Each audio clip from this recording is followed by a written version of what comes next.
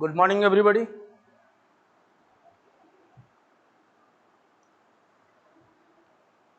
This is Gopabandhu Das from Malaysia.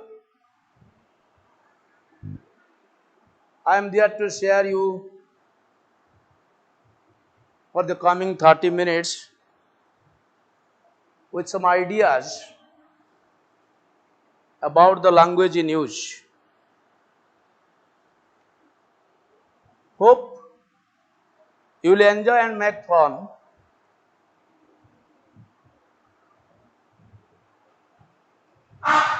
You have been doing the same thing, listening to the teacher and watching your mobile phones for the last several days. I don't think you will get bored during our discussion. Before we actually start our lesson, you relax for some times, have deep breathing and wear a smile, and please be with me for the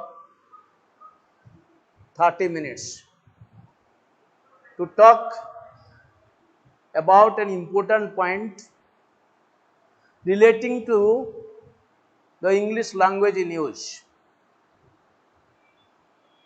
Okay. In this context, I would suggest you to read a passage about the beautiful animals in our country. You must be familiar with the animals like elephants. They are huge in size, but quite docile, quite sociable.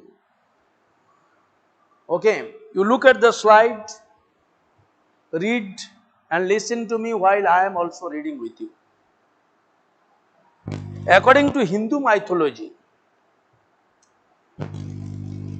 all gods got 9 jewels from Samudra Manthan.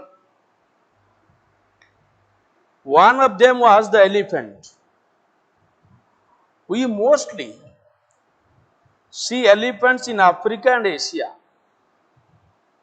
Asian elephants are extremely sociable. They form groups of 6 to 7 related to females that are led by the oldest female, the matriarch. Like African elephants, these groups occasionally join others to form larger herds. Although these associations are relatively short-lived.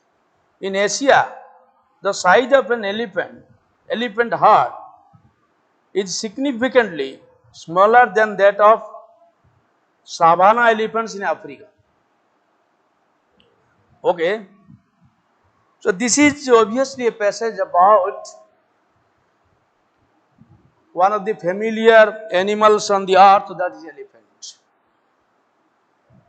But look at the components or the elements or the things that are highlighted in the passage.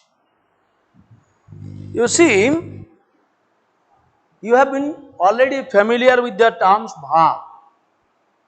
In class 9, you learnt about the word classes, and bhav is one of the word classes that you have learnt in class 9.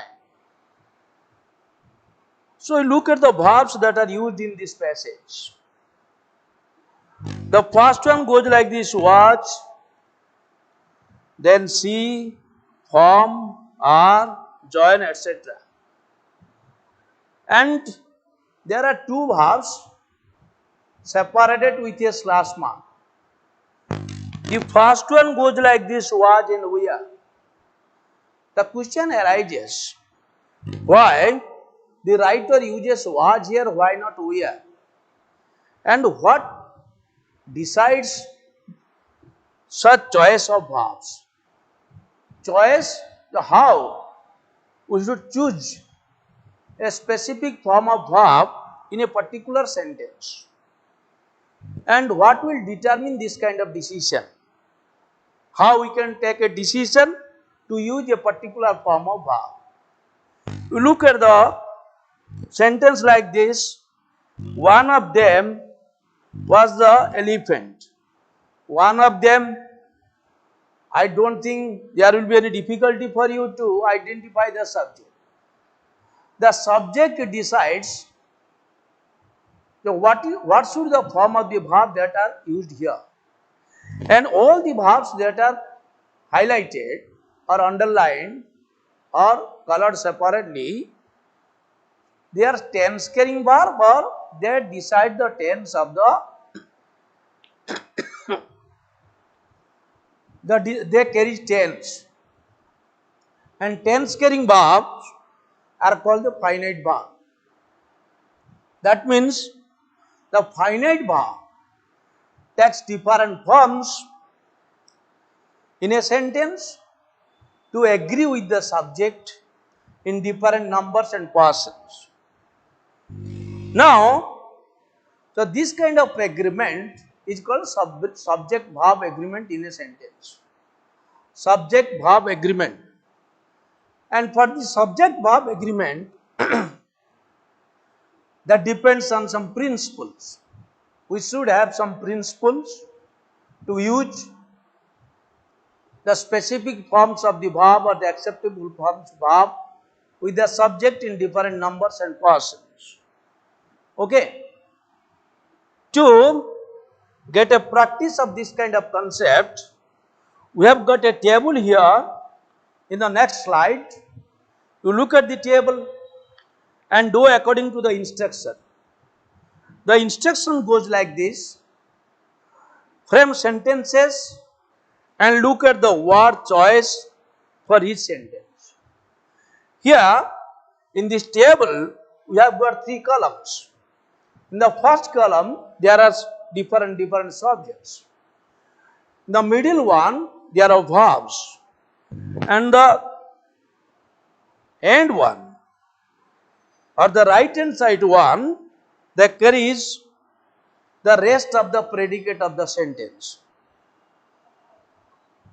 I am sure you are quite familiar with the two principal parts of a sentence or the main part of a sentence, that is subject and predicate.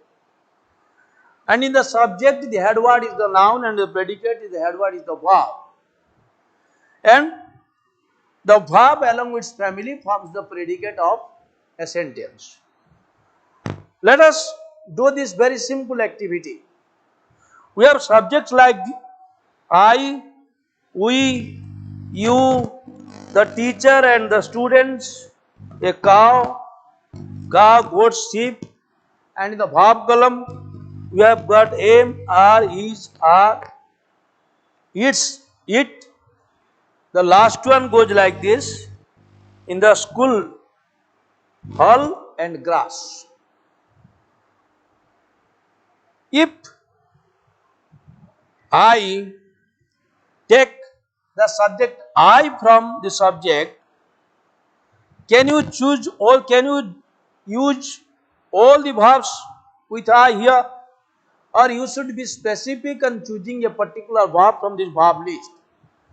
Which one is the suitable verb from the verb list here for I? Obviously am. I am in the school hall. I am in the school hall. Okay, then go to we.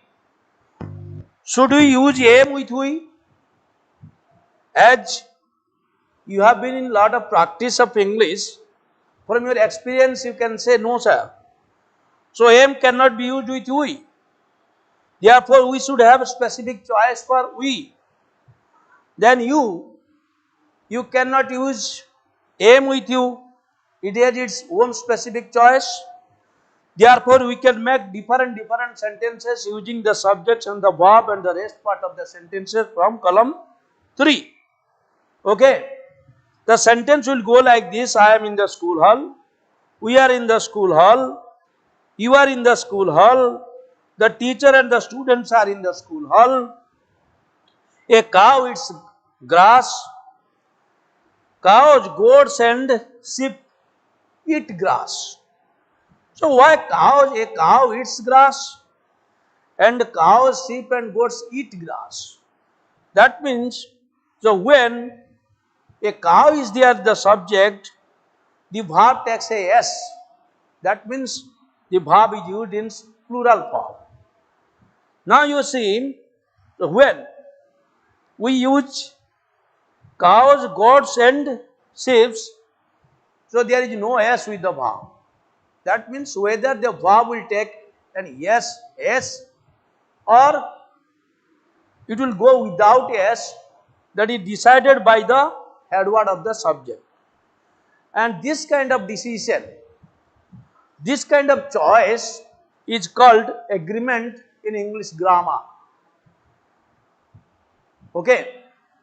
If we elaborate this point, we can say there must be subject-verb agreement in English grammar. Okay. The sentence without agreement cannot be acceptable as an appropriate, that means accurate sentences. Accuracy should be there in terms of agreement. Okay. So those agreements are based on some principles. We have different principles to decide the form of the verb to make it agree with the subject in terms of number and person. That means subject verb agreement is a concept so that decides whether the sentence is acceptable or it is grammatical or ungrammatical. A grammatical sentence should go with the subject verb agreement. Okay.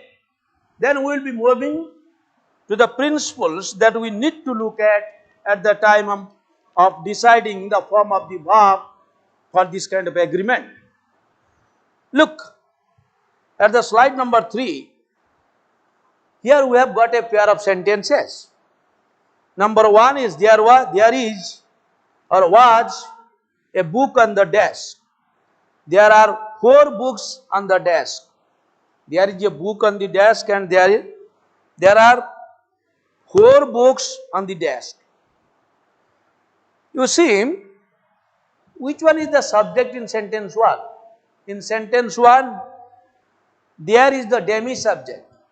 That means it is used as an introductory element in the sentence, but the real subject is a book. A book is the real subject. Because a book is the real subject, the form of the verb will be decided according to the number and person of book.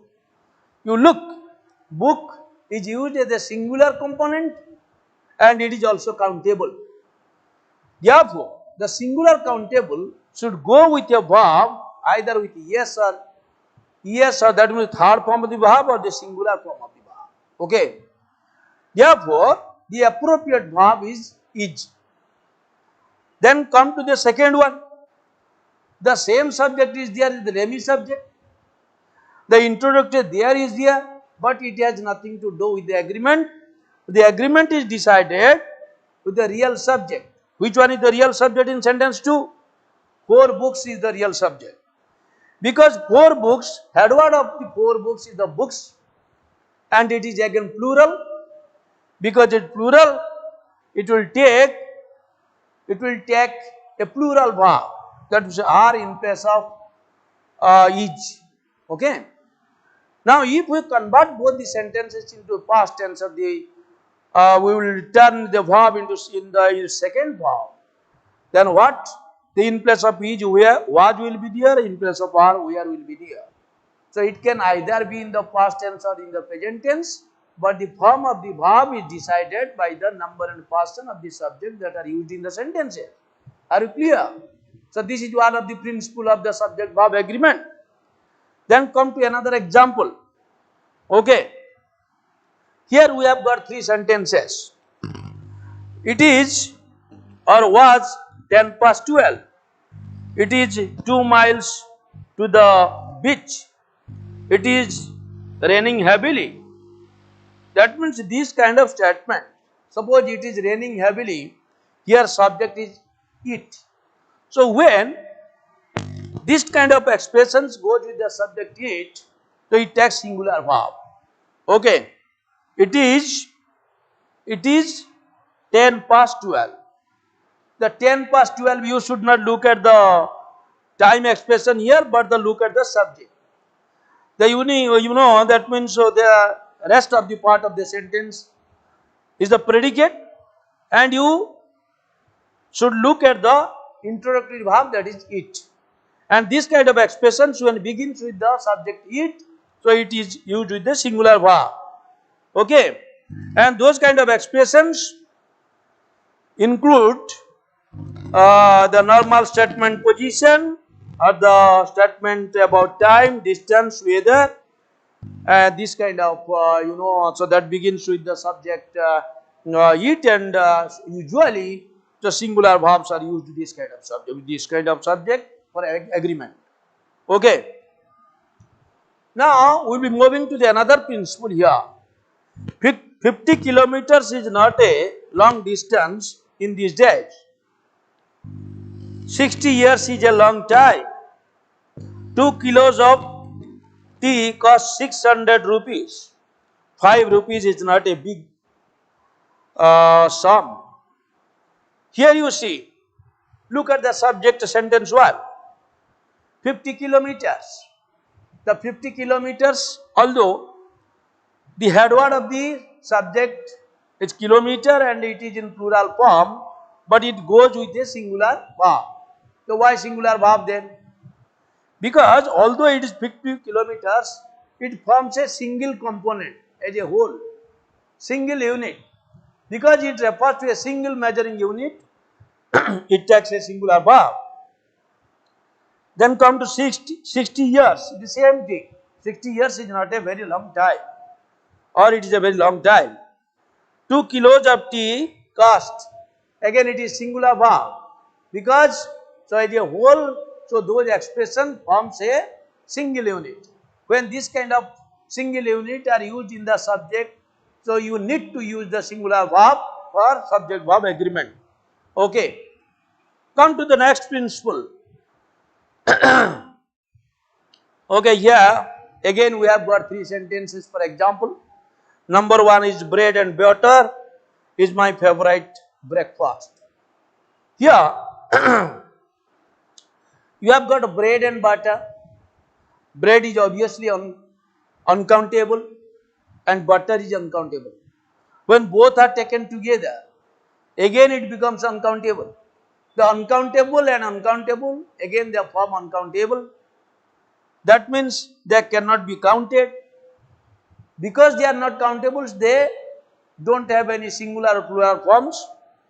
Those uncountable words, so when they forms a single component, even after being connected with a connector or a kind of conjunction, they form a single component and a singular verb goes with them. Then truth and honesty. Are you sure truth is uncountable? Can you count the number of truth? Can you say 1 truth, 2 truths, 3 truths? Can you say so? It is not possible. Okay, only context will decide whether so it is countable or uncountable, but generally truth is treated as an uncountable noun or the mass noun. And honesty also uncountable. Again the same thing, curry and rice.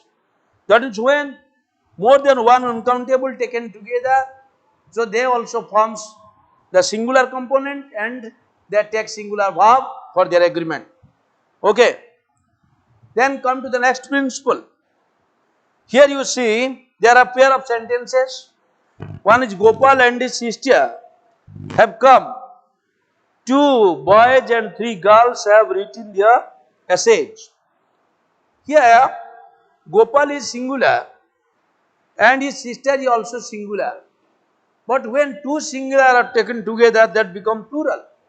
Suppose you have 1 card, another card, 2 cards. You have got 1 book, another book, 2 books. Okay, suppose you have got your geometry books and you have got your English book. That means you have got 2 books. Like this, Gopal is a person and his sister is a person. There are 2 persons. Because they are 2 persons, they are plural. Because they are plural, they will take plural verb. That means there should be have instead of has. Then the second sentence also go like that. The 2 boys and 3 girls. 2 boys, 3 girls, 5 children.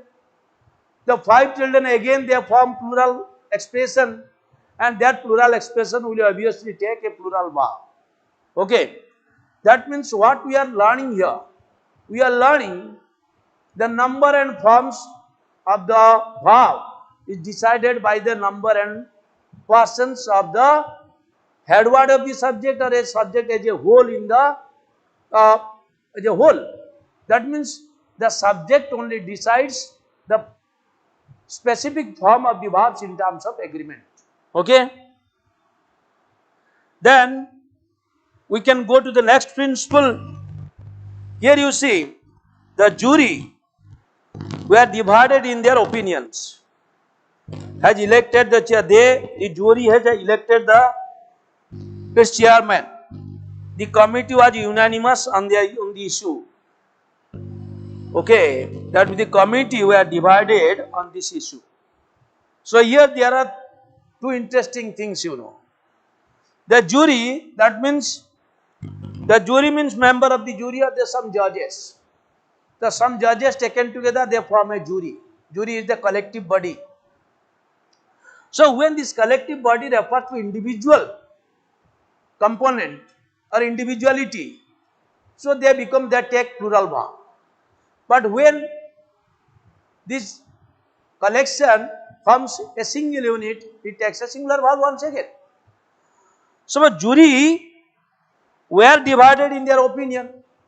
In a jury, there must be so many people, one person, or 2 people, or 3 people, or 4 people. That means 4 people, if they don't agree, that means there is a kind of individual identity. Because there is individual identity, so this takes a plural verb. Okay, so one, he doesn't agree with C and C doesn't agree with that one. Therefore, there is variation of their agreement. That means the jury or the judges, they don't agree. They are not on a very particular point. They are different from one person to another. Therefore, we refer to the person concerned or the individual concerned. Therefore, so what we need to use here? It will be quite clear with the committee. Committee is a familiar word with you. A committee goes with some members. Okay. If the committee, we can say committee has been dissolved. The committee as a whole, committee single body, it takes singular verb.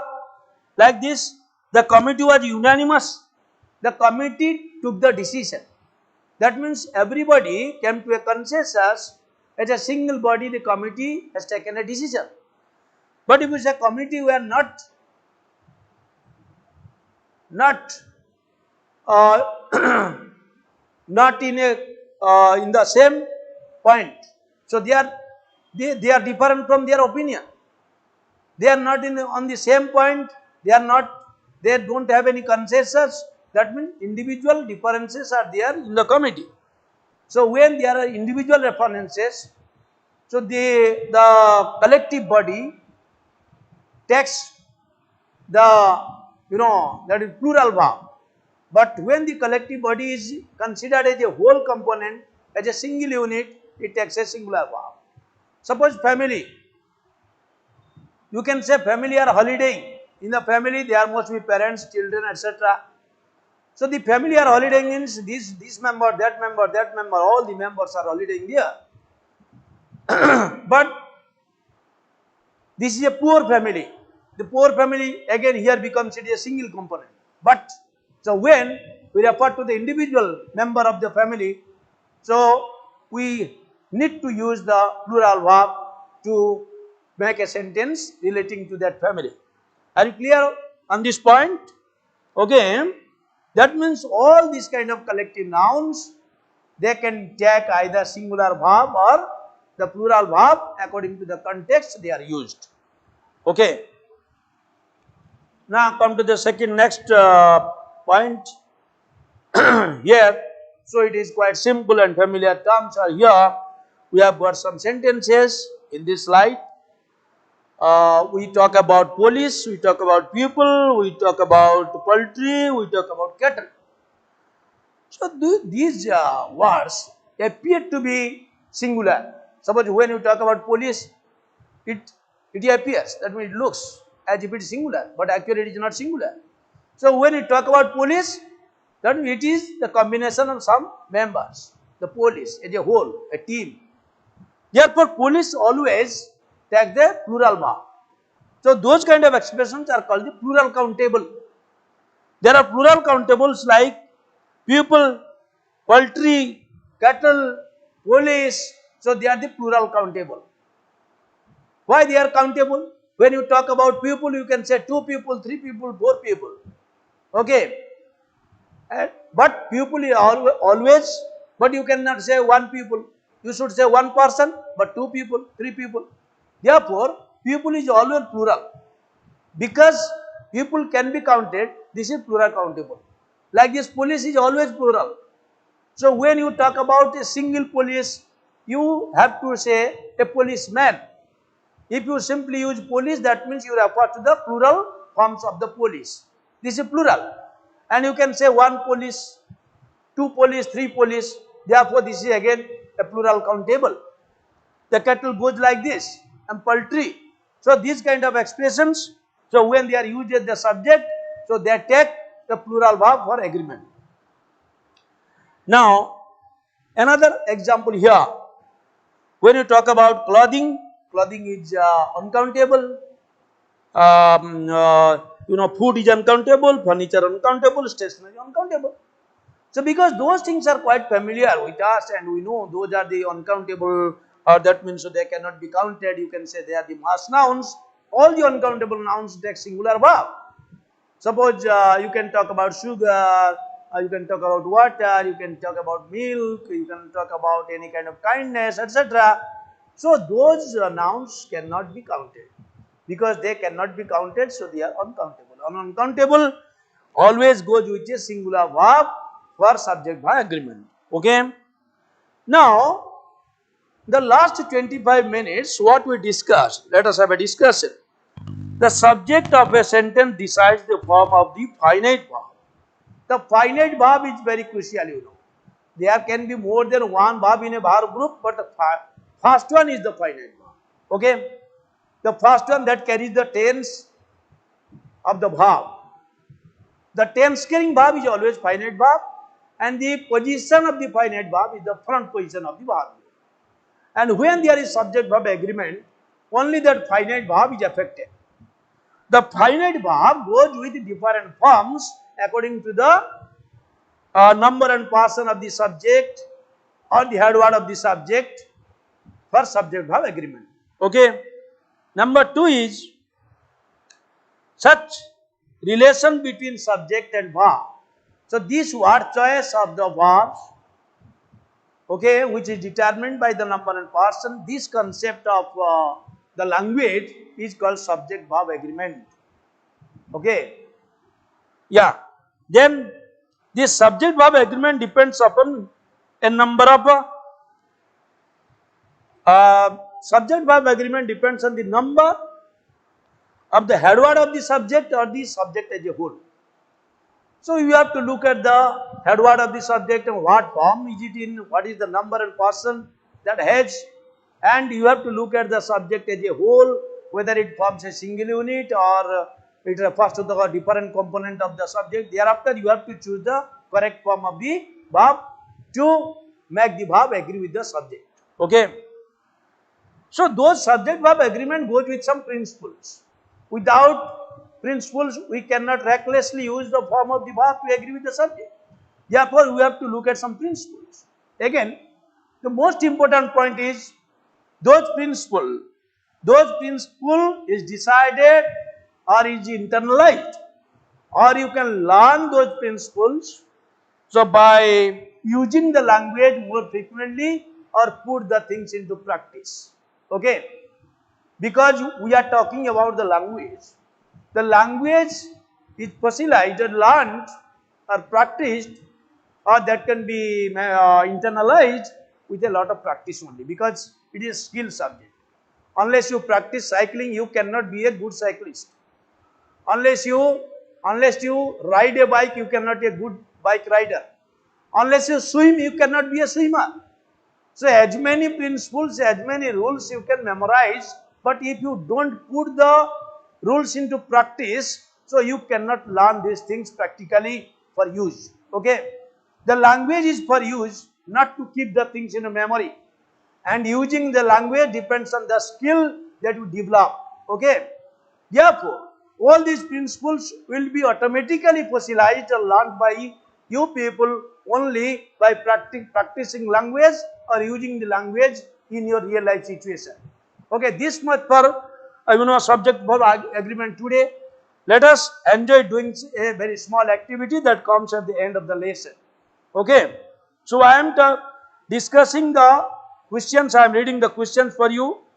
So, because there is no time for me to discuss all these things, and next session, if I think you will be finding any difficulties to solve this problem, we can have a discussion next session, or else you enjoy doing this activity back at home.